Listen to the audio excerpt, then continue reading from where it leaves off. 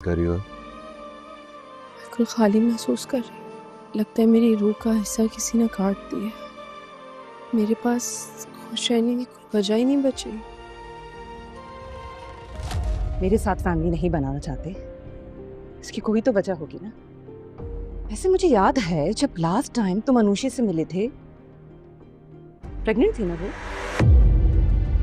यही वजह है ना। अंदर अनुषा नाम की एक लड़की होगी, उसे कहिए सिकंदर आया है। नहीं, अनुषा तो यहाँ नहीं रहती।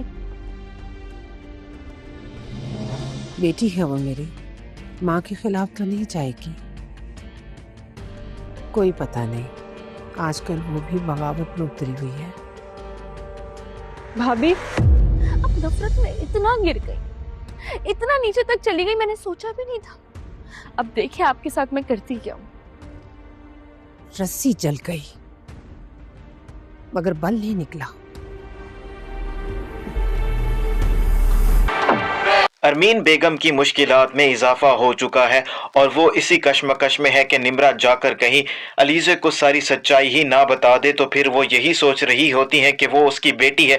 अपनी माँ के बारे में तो जाकर ऐसी बात अलीज़े को नहीं बताएगी, लेकिन वो गलत साबित होने वाली है क्योंकि उसकी माँ उसके साथ भी बहुत ज़्यादा ज़बरदस्ती करने की कोशिश कर रही होती है। इसीलिए वो अलीज़े के पास जाएगी और जाकर उसे सारी हकीकत बता देगी कि कैसे उसकी माँ ने अलीज़े को धक्का दिया है, जिसकी वजह से उसके बच्चे की जान भी चली गई है। और अलीज़े जैसे ही ये बात सुनेगी वो बहुत ज्यादा परेशान हो जाएगी। उसको यकीन नहीं आ रहा होगा अरमीन बेगम इस हद तक भी गिर सकती हैं।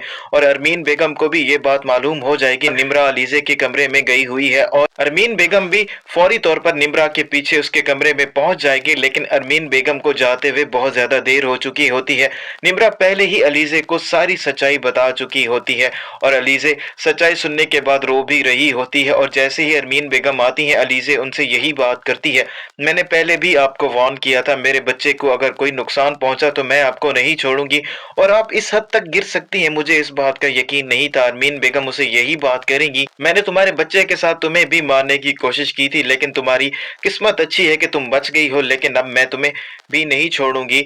और अलीज़े यही बात करेंगी, मैं अब आपको नहीं छोड़ने वाली, आपको तो यही लगा था मैं नहीं बचूंगी लेकिन मैं बच गई हूँ, इसका यही मतलब है कि अब आपकी जिंदगी तंग हो चुकी है।